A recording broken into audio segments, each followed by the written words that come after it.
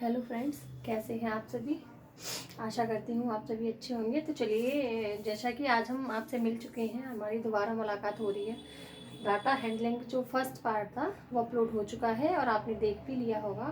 तो अब हमारा जो आपके सामने क्वेश्चन है वो डाटा हैंडलिंग का ही दूसरा पार्ट है। हमने कोशिश की थी पहले कि एक ही पार्ट में बन जाए, लेकिन वो नहीं हो पा रहा था, वीडियो काफ़ी लंबी हो रही थी, तो इसलिए हमने 2 पार्ट में डिवाइड कर लिया और इसमें हम डाटा हैंडलिंग को ख़त्म कर लेंगे। ठीक है, तो अगर आपने वो वीडियो नहीं देखा है तो उसका लिंक आपको डिस्क्रिप्शन में मिल जाएगा, आप वहाँ से देख सकते हैं। हमारे चैनल पे जा करके आप उसको देख सकते हैं। और चाहे वो डाटा हैंडलिंग हो या पैटर्न्स हो, कोई भी टॉपिक हो, चाहे मैथ का, इंग्लिश का, ईवीएस का, किसी का भी, आपको इससे बाहर कहीं नहीं जाएगा। हम पूरा एनसीईआरटी का जो निचोड़ है ना, वो निकाल के आपके लिए लेकर आ रहे हैं। तो इससे अलग जा कर के आपको कुछ भी पढ़ने की आवश्यकता नहीं पड़ेगी। कोई कुछ भी कहता रहे कि ये डाटा हैंडलिंग में ये और आता है, वो आता है, या पैटर्न्स में या किसी भी टॉपिक में कुछ और आता है, तो ऐसा कुछ नहीं है, क्योंकि सिलेबस में साफ साफ दे रखा है कि जो सिलेबस है, जो टॉपिक आपको दे रखे हैं, वो एलिमेंट्री लेवल ही आपको पढ़ना है, केवल 1st to 5th के लिए ही पढ़ना है। तो जब वो टॉपिक 1st से 5th क्लास तक होंगे ही नहीं, तो वो आपको कैसे, क्यों सिलेबस में आ जाएगा, क्यों एग्जाम में वो दे देंगे, है ना। तो ये अगर कोई पढ़ा रहा है, आपको कहीं से भी कोई बता रहा है, तो वो सारी भ्रमित करने वाली चीज़ें हैं। जो आपका एलिमेंट्री लेवल पे जो सिलेबस है, प्राइमरी लेवल पे बेसिक में जो है 1st से लेके 5th की एनसीईआरटी में जो सिलेबस है, वही आपके पेपर में आने वाला है। इससे बाहर कुछ भी नहीं आएगा। तो आप थोड़ा सतर्क रहिए और हमें बहुत ही एकदम से सटीक जो है ना, स्मार्ट वर्क करना है, स्मार्ट स्टडी करनी है। क्योंकि पढ़ने के लिए तो ऐसे तो बहुत सारा है, मैथ्स भी बहुत ज़्यादा है, ईवीएस भी बहुत ज़्यादा है, लेकिन हमें सब कुछ पढ़ के ज्ञानी नहीं बनना है। बस हमें अपना एग्ज़ाम निकालना है, तो सिर्फ उतना ही पढ़ना है जो हमारे सिलेबस में आने वाला है। तो चलिए, आइए बिना टाइम वेस्ट किए अपना हम शुरू करते हैं आज का टॉपिक। हमारा जो डाटा हैंडलिंग था वो अधूरा रह गया था, तो हमने एक बार ग्राफ का लास्ट क्वेश्चन किया था, तो हम बार ग्राफ का ही हम रिवीजन के तौर पे देखते हैं। और ये हमारा सेकंड क्वेश्चन है बार का। तो इसको समझते हैं, ये क्वेश्चन क्या कह रहा है। तो अब देखिए, आपको ये थोड़ा बोर्ड छोटा है, तो इसलिए मैं थोड़ा सा छोटा लिखना पड़ रहा है। आप जो मैं बोलूँगी आप उसे समझ सकते हैं, नोट कर सकते हैं। अगर आपको कुछ समझ में नहीं आ रहा है तो एक बार ध्यान से समझिए। Observe this bar graph which shows the marks obtain by Aziz. ये जो बार ग्राफ आपको दिखाई दे रहा है, ये अजीज नाम का एक बच्चा है, उसका क्या शो कर रहा है, मार्क्स शो कर रहा है। किसके, इन half yearly examination in different subject. Different subject में, अलग अलग विषयों में जो उसने अर्धवार्षिक परीक्षा में जो मार्क्स प्राप्त किए हैं, उसके बारे में ये बार ग्राफ जो है वो हमें शो कर रहा है। तो आपको दिखाई ही दे रहा होगा, ये अजीज का बार ग्राफ है हाफ ईयरली एग्जामिनेशन का। इसमें 10, 20, 30, 40 ये उसके नंबर दे रखे हैं कि उसको किस सब्जेक्ट में कितने नंबर मिले हैं। और ये सब्जेक्ट का बार ग्राफ आपको दिखाई दे रहा है, जैसे कि ये हिंदी का है। हिंदी का बार ग्राफ अगर आप देखेंगे तो आप ये देखिए, हिंदी का बार ग्राफ सबसे ऊपर कहाँ जा रहा है, ये जा रहा है 80 नंबर की सीट पे, है ना, 80 नंबर के सामने। तो इसका मतलब ये है कि हिंदी में अजीज को 80 नंबर मिले हैं। ठीक है, अजीज ने हिंदी में 80 नंबर प्राप्त किए हैं। इसी तरीके इंग्लिश में अगर हम देखते हैं तो इंग्लिश में हमारा 60 के सामने आ रहा है, तो इंग्लिश में अजीज ने 60 नंबर प्राप्त किए हैं। ठीक है, तो ऐसे ही हर सब्जेक्ट का, मैथमेटिक्स में 70 इस तरीके से इसने प्राप्त किए हैं। तो अब इसका जो पहला क्वेश्चन है वो बुक में पूछा है कि इस बार ग्राफ के माध्यम से आपको क्या शो हो रहा है, आप क्या जानकारी दे सकते हैं इसके माध्यम से। तो आपको जैसा कि मैंने बता दिया है, तो इस पहले क्वेश्चन का आंसर यही है। इसके माध्यम से आपको ये क्या शो कर रहा है ना, तो ये क्या शो कर रहा है, अजीज के मार्क्स क्या शो कर रहा है, Aziz marks in half yearly examination. Half yearly examination, half yearly examination में, और in different subject, in different subject, different subject में, अलग अलग सब्जेक्ट में जो जिन्हें मार्क्स प्राप्त किए हैं उनको ये शो कर रहा है। ठीक है, पहला क्वेश्चन का जवाब मिल गया आपको। अब दूसरा क्वेश्चन इससे बनेगा कि हाईएस्ट मार्क्स उसने किस में स्कोर किए हैं, तो मैक्सिमम मार्क्स कौन से सब्जेक्ट में उसे मिले हैं। तो आप देख पा रहे हैं, सबसे ज़्यादा जो ग्राफ सबसे ऊंचा है वो है हमारा हिंदी का, और हिंदी में उसने 80 नंबर प्राप्त किए। कितने नंबर पूछे तो 80 बताना है, सब्जेक्ट पूछे तो हिंदी बताना है। मिनिमम पूछे तो मिनिमम उसने एसएसटी में प्राप्त किए हैं, जो कि हैं 40। तीसरा क्वेश्चन हमारा बन जाएगा मिनिमम मार्क्स उसने SST में प्राप्त किए हैं और जो कि नंबर है 40।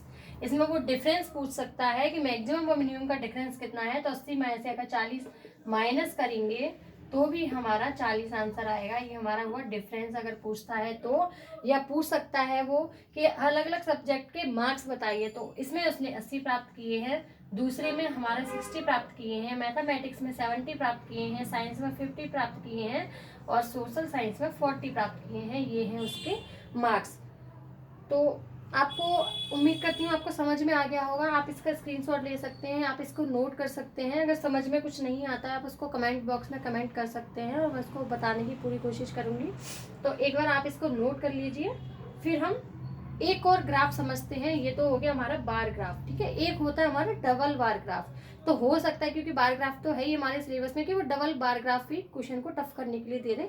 तो इसके बाद हम उस पर चलते हैं। एक बार आप इसको नोट कर लीजिए, फिर हम आगे बढ़ते हैं।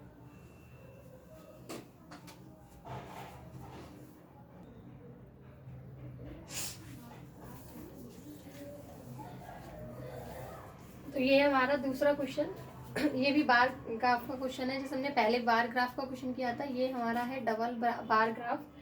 आपको दिखाई दे रहा हो यहाँ पे डबल डबल ग्राफ बने हैं और ये ईयर नीचे जो दे रखा है वो ईयर है, हमारी साल दे रखी है। इधर जो नंबर्स दे रखे हैं इसमें क्या है, एक्सपोर्ट और इंपोर्ट दिखाया गया है। गवर्नमेंट जो भी एक्सपोर्ट करती है इंपोर्ट करती है उन सब के बारे में इसमें ग्राफ बनाया गया है। और इसमें जो ये नंबर्स दे रखे हैं, जो वैल्यू है वो हमारी इन US डॉलर में है, तो ये डॉलर में है। तो इस वाले ग्राफ से, डबल ग्राफ से जो क्वेश्चन बनेंगे उसमें सबसे पहला क्वेश्चन होगा। तो वो क्वेश्चन है हमारा कि कोई भी ईयर को, पर्टिकुलर ईयर को लेके वो पूछ सकता है कि एक्सपोर्ट और इंपोर्ट कितना हुआ। तो अगर 1994 की बात करें 1994 में, तो जो हमारा यहाँ से दिखाई दे रहा है जो ब्लैंक वाला है वो एक्सपोर्ट है और जो लाइन है जिसमें भरा हुआ है वो हमारा इंपोर्ट है। तो एक्सपोर्ट की बात करें तो एक्सपोर्ट हमारा 155 के सामने दिखाई दे रहा है, यानी कि 194 में, वो 1994 में 155 US डॉलर, यानी कि 155 US डॉलर का हमने एक्सपोर्ट किया है। और जो हमारा दूसरा ग्राफ है वो हमारा 150 पे है। तो 150 का मतलब ये है कि 150 US डॉलर का हमने इंपोर्ट किया है। ये दोनों US डॉलर में है। तो हम जो एक्सपोर्ट हमने किया है 1994 का जो एक्सपोर्ट है, एक्सपोर्ट वो हमने, एक्सपोर्ट का मतलब है निर्यात और इंपोर्ट का मतलब है आयात, जो हमने मंगाया और जो हमने अपने देश से बाहर भेजा। तो अब हमने जो एक्सपोर्ट किया वो इतना आ गया। अगर हम 95 की बात करेंगे तो 160 का हमने एक्सपोर्ट किया है और 165 का हमने इंपोर्ट किया है। इसी तरीके से 1996 में 170 का हमने एक्सपोर्ट किया है और 165 का हमने इंपोर्ट किया है।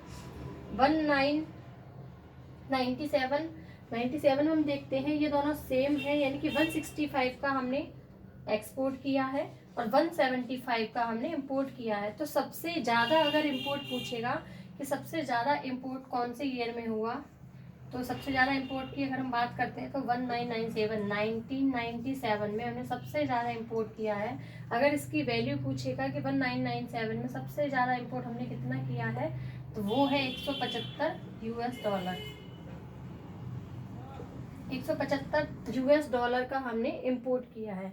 अगर सबसे ज़्यादा एक्सपोर्ट पूछेगा तो जो सबसे ज़्यादा एक्सपोर्ट है वो आपको दिखाई दे रहा है, जो ब्लैंक हमारे ग्राफ है उनमें 170 का हुआ है और वो हुआ है 196 में, यानी कि 1996 में हमने सबसे ज़्यादा एक्सपोर्ट किया है। अगर सबसे ज़्यादा इंपोर्ट की बात करें तो इंपोर्ट हमने 1997 में सबसे ज़्यादा किया है 175 US डॉलर का। अगर हम इंपोर्ट की बात करते हैं, वो सॉरी एक्सपोर्ट की बात करते हैं, तो 1996 में हमने सबसे ज़्यादा एक्सपोर्ट किया है 170 US डॉलर का। तो ये हमारा 170 है। और इसके अलावा इसमें से क्वेश्चन बन सकता है कि जो हम पहले भी हमने बार ग्राफ में डिस्कस किया है कि सबसे ज़्यादा और कम का, तो ये पूछ सकता है कि सबसे ज़्यादा जो इंपोर्ट है, इंपोर्ट हमारा वो कौन सी ईयर में हुआ और सबसे कम इंपोर्ट जो है वो कौन सी ईयर में हुआ। तो जो अगर हम इंपोर्ट की बात करते हैं तो सबसे कम इंपोर्ट जो है वो हमारा 1994 में हुआ है। 1994 में हमने सबसे कम इंपोर्ट किया है। 150 का। 1994 में हमने सबसे कम इंपोर्ट किया है 150 का, और सबसे ज़्यादा जो इंपोर्ट किया है वो है हमारा 1997 में 175 का। 175 यूएस डॉलर का हमने सबसे ज़्यादा इंपोर्ट किया है, और सबसे कम जो किया है वो 150 यूएस डॉलर का किया है, वो किया है 1994 में। कभी कभी इन दोनों का डिफरेंस पूछ लेता है कि जो इन दोनों का डिफरेंस है वो कितने यूएस डॉलर का हुआ है या कितनी वैल्यू हुई, तो हम इन दोनों को अगर माइनस करते हैं तो जो हमारी वैल्यू आएगी 175 में से अगर हम 150 को घटाते हैं तो हमारा 25 आ जाएगा, यानी कि 25 यूएस डॉलर का डिफरेंस है हमारे इंपोर्ट में सबसे कम और सबसे ज़्यादा में, मैक्सिमम में। दूसरा इसमें पूछ सकता है कि कौन सी ईयर में, किसी पर्टिकुलर ईयर में, जैसे उसने पूछा कि किसी पर्टिकुलर ईयर में ये बताओ कि सबसे ज़्यादा इंपोर्ट और एक्सपोर्ट में जो सबसे ज़्यादा डिफरेंस है वो कौन सी ईयर में। तो आप ग्राफ से देख पा रहे हैं 1994 का ग्राफ देख लीजिए, जिसमें ज़्यादा डिफरेंस नहीं है। 1995 के ग्राफ में भी बहुत ज़्यादा डिफरेंस नहीं है। 1996 में भी बहुत ज़्यादा डिफरेंस नहीं है। 97 में बहुत ज़्यादा डिफरेंस नहीं है। 99 में भी नहीं है। लेकिन जो 1998 का हमारा जो ग्राफ है, इसमें देखिए सबसे ज़्यादा एक्सपोर्ट और इंपोर्ट में डिफरेंस देखने को मिल रहा है। तो हमारा जो इसमें जो एक्सपोर्ट हुआ है वो हुआ है हमारा 145 का। 1998 की अगर हम बात करें तो 1998 में हमारा जो एक्सपोर्ट हुआ है वो हुआ है 145 यूएस डॉलर का, और इंपोर्ट हुआ है वो हुआ है हमारा 160 यूएस डॉलर का। तो सबसे ज़्यादा जो डिफरेंस है वो हमारा 1998 में हुआ है एक्सपोर्ट और इंपोर्ट, और इन दोनों का अगर बीच की वैल्यू डिफरेंस पूछे तो वो हम बता सकते हैं इसमें से माइनस करके, वो वैल्यू हमारी 15 आ जाएगी। 15 का डिफरेंस है। अगर वो पूछे कि 1998 में अगर पूछे कि एक्सपोर्ट और इंपोर्ट में कितना डिफरेंस है तो हम इसको माइनस करके बता सकते हैं, तो वो 15 यूएस डॉलर का डिफरेंस है। इस तरीके से हम डबल बार ग्राफ को सॉल्व कर सकते हैं। उम्मीद करते हैं आपको समझ में आ गया होगा। आप इसको नोट कर लीजिए, स्क्रीनशॉट ले लीजिए। उसके बाद हम चलते हैं अपने नेक्स्ट क्वेश्चन पे।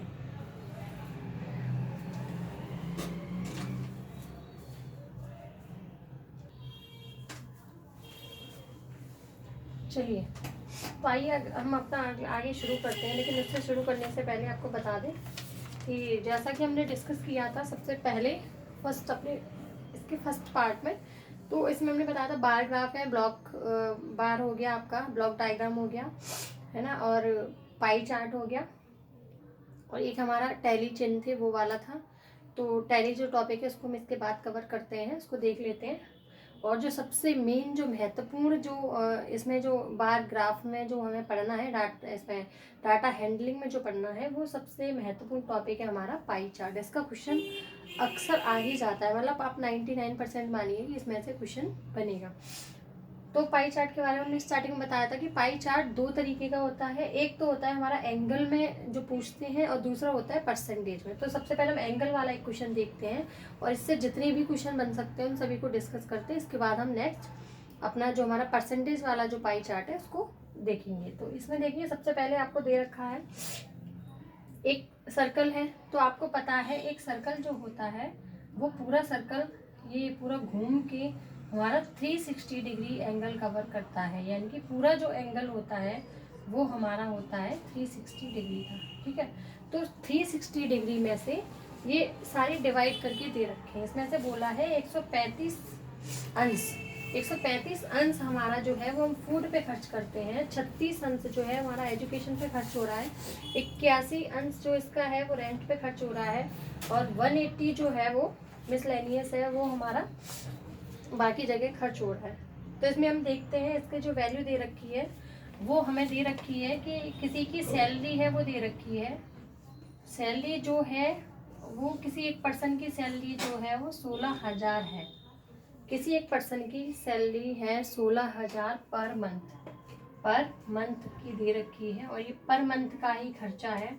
तो इसको हमें निकालना है। अब इसमें से क्वेश्चन क्या बनेगा, आपको किसी की सैलरी दे दी पर मंथ की, ये पर मंथ के खर्चे दिखा दिए, इतने उसके एक्सपेंस हैं। तो अब आपको ये निकालना है कि फूड पे उसने कितना खर्च किया, रेंट पे उसने कितना खर्च किया, एजुकेशन में उसने कितना खर्च किया, सबको अलग अलग निकालेंगे। हम निकालेंगे कैसे? देखिए आपको पता है कि जो हमारा टोटल जो कोण होता है वो 360 डिग्री का होता है, एक सर्कल का पूरा। तो देखिए जैसे कि हमें फूड का क्वेश्चन जो पूछेगा वो अलग अलग सब कोई वैल्यू पूछ सकता है कि फूड पर उसने कितना खर्च किया, एजुकेशन पे कितना खर्च किया, रेंट पर कितना खर्च किया, और मिसलेनियस बाकी जो हुआ वो कितना खर्च हुआ, कैसे कैसे करके उसने खर्चे किए। तो हम एक एक करके सबके निकाल लेते हैं। देखिए फूड की वैल्यू जो है, अब फूड आप देख रहे हैं 135 अंश दे रखा है, 135 अंश, और ये जो है पूरा एंगल हमारा होता है 360 का। तो 135 बट्टे हम 360 करेंगे, 135 बट्टे 360, और उसकी जो मंथली इनकम है, मंथली सैलरी जो है, उसको हम मल्टीप्लाई करेंगे 16,000। अब इसको अगर हम काटेंगे, इसको काट के जो वैल्यू आएगी वो हमारी फूड का खर्चा आएगा। तो हम इसको काट लेते हैं। अगर हम इसको एक एक करके काटेंगे 0 से, तो ये 0 चला जाएगा, और 9 से अगर हम काट के इसको देखते हैं तो 9 एक 9, 4 45, 5 बार 45, और 9 से अगर काटोगे 4 बार चला जाएगा, और फिर अगर 4 से इसको काटोगे तो 400, है ना। तो इस तरीके से इसको हम डायरेक्ट हमने काट के कर लिया। इसकी वैल्यू आप लिख सकते हैं, इसकी वैल्यू हम लिख देते हैं सीधी सीधी। जो हमारी वैल्यू आ जाएगी वो टोटल वैल्यू आ रही है कितनी, 6,000। अब इसको देख लीजिए एक बार। सॉरी, चलिए, तो हमारी ये 6,000 रुपये जो है, तो हमने निकाल लिया कि 6,000 रुपये हैं वो हम किस पे खर्च कर रहे हैं, वो हम खाने पर खर्च कर रहे हैं, ठीक है।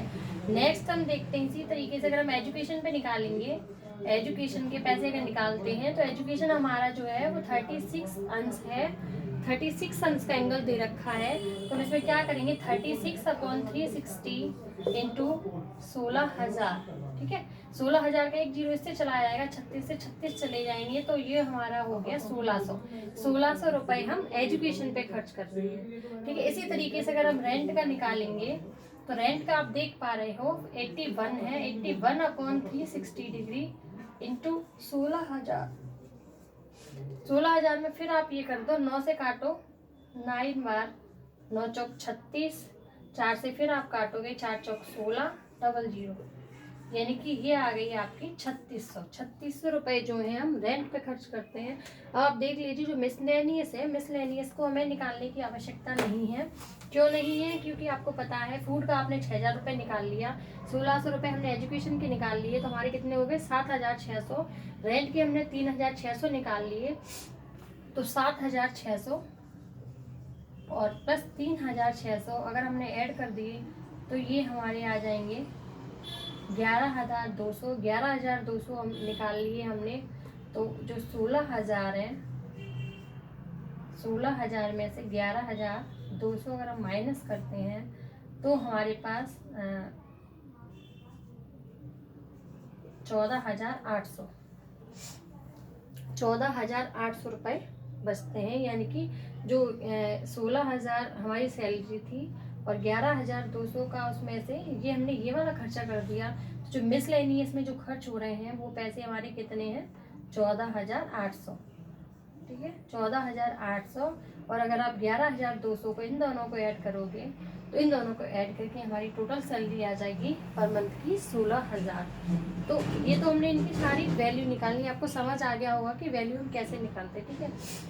जो दूसरा और क्वेश्चन बन सकता है वो कैसे बन सकता है, वो ऐसे बन सकता है कि फूड में और एजुकेशन में कितने का डिफरेंस है, पैसे पूछ सकता है। तो आपने निकाल लिए कि फूड की जो वैल्यू है वो हमारी 6,000 रुपये है, एजुकेशन पे जो खर्च हो रहा है वो 1,600 रुपये का है, तो इन दोनों में कितने का डिफरेंस है। तो 6,000 में से हम 1,600 रुपये माइनस कर देंगे, 10 में से 6 4, 5 में से 1 4, 4,400 रुपये का डिफरेंस है दोनों में। इसी तरीके से वो किसी में भी डिफरेंस पूछ सकता है, सबसे कम खर्चा पूछ सकता है। तो आपको एंगल से दिखाई दे रहा है कि सबसे कम खर्चा जो कर रहे हैं वो एजुकेशन पे ही कर रहे हैं, और एजुकेशन पे कम खर्चा कर रहे हैं, कितना कर रहे हैं वो 1,600 कर रहे हैं, और सबसे मैक्सिमम जो खर्चा हो रहा है वो हमारा 135 डिग्री हो रहा है, यानी कि फूड पर हो रहा है, और वो हमारा 6,000 रुपये का हो रहा है। तो इससे इतने ही क्वेश्चन बनेंगे, इससे ज़्यादा कोई क्वेश्चन नहीं बनेगा। अगर आपको अलग से वो बचत दे रहा हो, जैसे उसने मान लीजिए कि 16,000 रुपये सैलरी दे दी और उसकी मासिक, अब हम एक तरीके से और समझ लेते हैं इस क्वेश्चन को। मान लीजिए कोई इसी तरीके का कोई आपको अगर दूसरा क्वेश्चन दे दिया, अगर वो ऐसे बोला कि 16,000 रुपये तो उसकी सैलरी है और उसकी जो सेविंग है, सेविंग उसकी 2,000 रुपये है, सेविंग उसकी 2,000 रुपये है, तो सेविंग उसकी 2,000 रुपये। तो आपको पता है कि अगर मान लीजिए उसने, हमने जो एक्सपेंस निकाले थे, मान लीजिए पूरा वो 14,000 रुपये खर्च कर रहा है, ठीक है, 14,000 रुपये पूरे कितना खर्च करेगा, 14,000 रुपये, क्योंकि इससे ज़्यादा खर्चा नहीं करेगा, क्योंकि 2,000 की उसको सेविंग करनी है। तो जब वो 14,000 रुपये खर्च करेगा तभी वो 2,000 की सेविंग कर पाएगा, और उसकी टोटल जो सैलरी होगी वो 16,000 रुपये होगी। तो इस तरीके से आप इसको समझ सकते हैं। अगर सेविंग दे दे तो उससे घबराना नहीं है, सेविंग को ऐड करना है। हमने जैसे लास्ट में माइनस किया था, तो सेविंग को हटा करके उसको माइनस करना है। यानी कि अगर हम, जैसे हमने मान लीजिए पूरा जो खर्चा किया था, जितना भी, जैसे हमने 11,700 का खर्चा किया है मान लीजिए, तो इस 11,700 को हम 16,000 में से नहीं माइनस करेंगे, क्योंकि जो 16,000 वैल्यू है वो टोटल हमारी इनकम है। हम इसमें से 2,000 रुपये बचा रहे हैं, 2,000 रुपये को हटा दीजिए, तो अब बचे आपके पास 14,000 रुपये, है ना। तो 14,000 रुपये हैं, वही आपको खर्च करने हैं, क्योंकि 2,000 रुपये तो आपको बचाने हैं ना। तो आपका जो खर्चा आएगा ना, ये टोटल मिला के, यानी कि 81 डिग्री का और 36 डिग्री का, 108 डिग्री का प्लस 135 डिग्री का, जो पूरा 360 डिग्री का जो खर्चा आएगा वो हमारा आएगा 14,000 रुपये। क्योंकि 2,000 रुपये तो हमारी सेविंग हो गई, उनसे तो हमें कोई लेना देना नहीं है, तो इसलिए वो हमारा 14,000 रुपये में ही हमें मैनेज करना है, जैसे भी करना है। तो उम्मीद करती हूँ आपको समझ में आ गया हो। अगर आपको समझ नहीं आता, कमेंट बॉक्स में हमें कमेंट करके पूछ सकते हैं, हम इसको और दोबारा से और अच्छे से समझाने की कोशिश करेंगे। तो आप इसको एक बार नोट कर लीजिए, फिर हम चलते हैं। आइए पाई चार्ट का ही एक और क्वेश्चन, जो परसेंटेज वाले जो क्वेश्चन आता है, उसको एक बार हम देख लेते हैं। आप इसको एक बार कर लीजिए, फिर हम आगे बढ़ते हैं।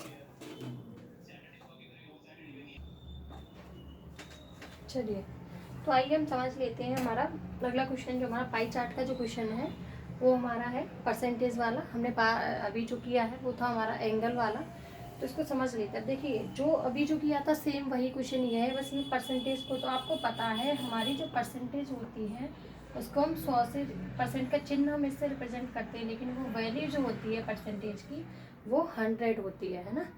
100 के इक्वल होती है परसेंटेज की वैल्यू। तो परसेंटेज का मतलब ये है कि अपॉन 100। तो इससे हम देखते हैं। अब आपके देखिए, क्वेश्चन आपको दे रखा है कि 200 विद्यार्थी हैं, 200 स्टूडेंट हैं, और उनमें से 17% जो है वो क्रिकेट खेलते हैं, 12% हमारे बैडमिंटन खेलते हैं, 5% हॉकी खेलते हैं, और 25% फुटबॉल खेलते हैं, और जो बच्चे 41% वो हमारी और गेम्स खेलते हैं, है ना। तो अब इससे क्या क्वेश्चन बन सकता है, इससे क्वेश्चन वो सीधे सीधे पूछ सकता है कि फुटबॉल खेलने वालों की संख्या बताओ। तो आपको संख्या तो नहीं पता है, क्योंकि वो परसेंटेज में दे रखा है, लेकिन आपको ये पता है कि जो टोटल स्टूडेंट है वो 200 है।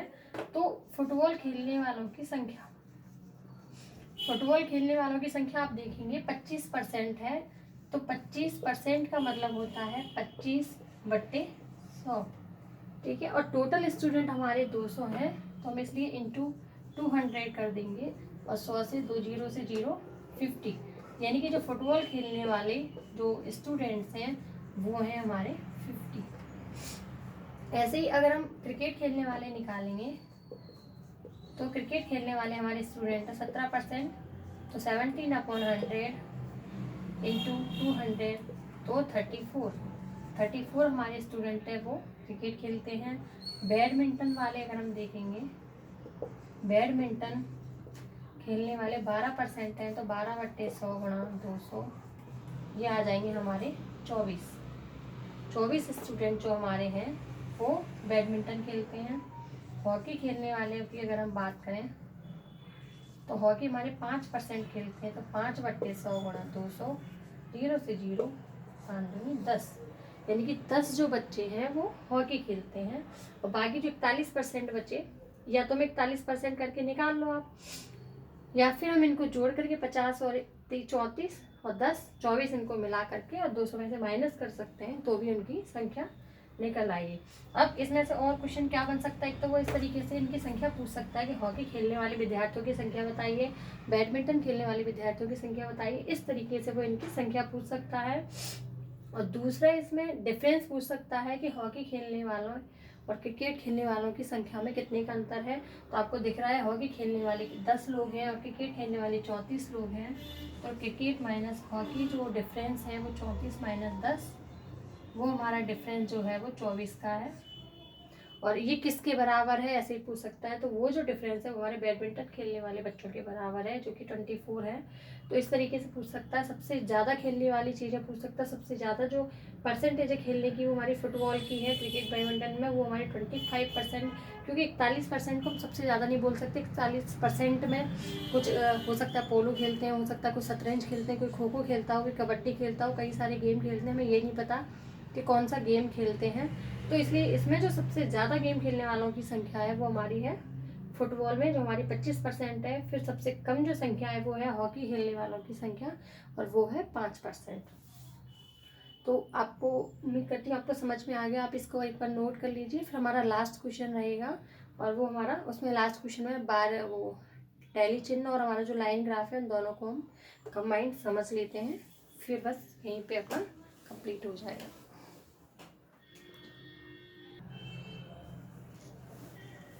चलिए आइए तो हम समझ लेते हैं। हमारा नेक्स्ट क्वेश्चन जो हमारा टैली जो चिन्ह है उनके ऊपर है। तो इसमें आप देख पा रहे होंगे क्वेश्चन हमारा दे रखा है, the English test the following marks were obtained by 20 students, arrange the marks using tally marks. तो हमारे जो 20 बच्चे हैं उनका एक एग्ज़ाम हुआ है, टेस्ट हुआ है इंग्लिश का, उनके मार्क्स ये दे रखे हैं। इनको आपको टैली मार्क्स के यूज़ करके अरेंज करना है, ठीक है।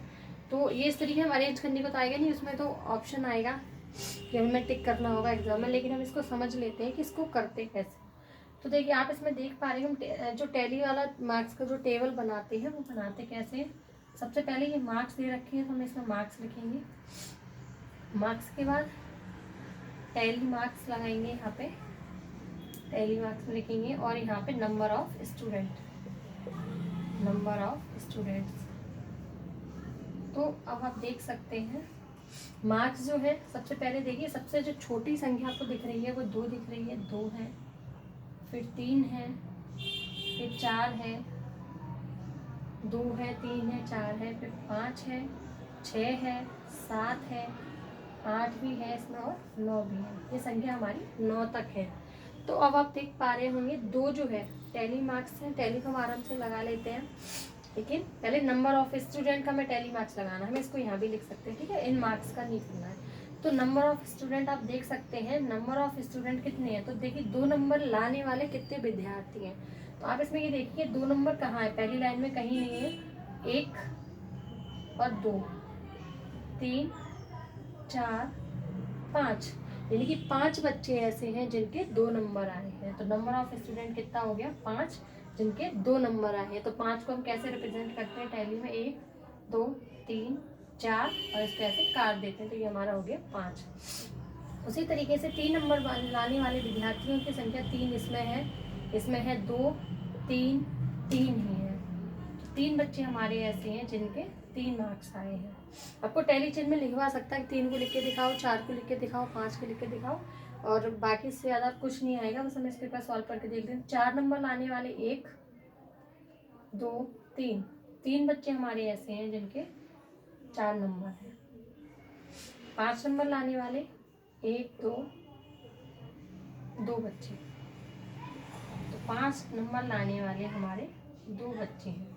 6 नंबर लाने वाले 1, 2, 3, 4, 4 बच्चे हमारे ऐसे हैं जिनके 6 नंबर है। 7 नंबर लाने वाले 1, बस एक ही बच्चा ऐसा है जिसके 7 नंबर है।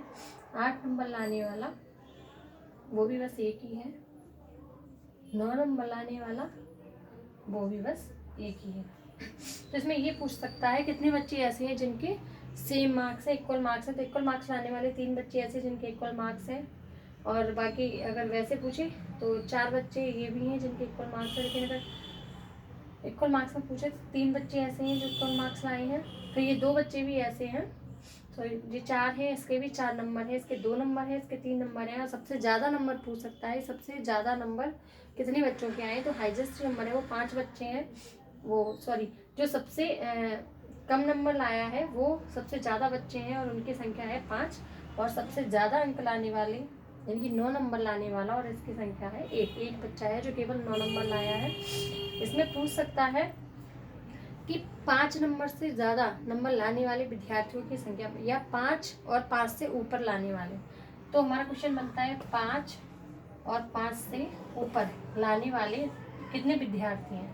तो 5 नंबर आप देख पा रहे हैं, 5 नंबर कितने विद्यार्थी लाए हैं 2, 5 से ज़्यादा 6 7 8 9 4 1 1 1 2 और 4 6 और 1 7 1 8 और 1 9 9 बच्चे ऐसे हैं जिनके या तो 5 नंबर आए हैं या फिर 5 से ज़्यादा आए हैं। इसी को ये उल्टा कर सकता है कि 5 से कम नंबर लाने वाले विद्यार्थियों की संख्या, 5 से कम नंबर लाने वाले विद्यार्थियों की संख्या, तो 5 नंबर जो है हमारे वो यहाँ आए हैं 2 के, इससे कम वाले 4 आए हैं, 3 आए हैं, 2 आए हैं, तो यानी कि कितने विद्यार्थी हैं वो 3 और 3 6 और 5 11, 5 से कम नंबर लाने वाले हमारे 11 विद्यार्थी हैं।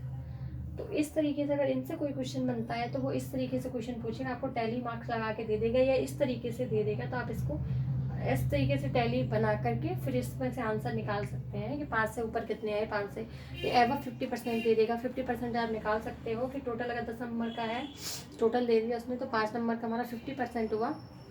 तो 50% से ज़्यादा नंबर और 50% से कम नंबर की अगर संख्या पूछता है तो वह आप इसके माध्यम से बता सकते हैं।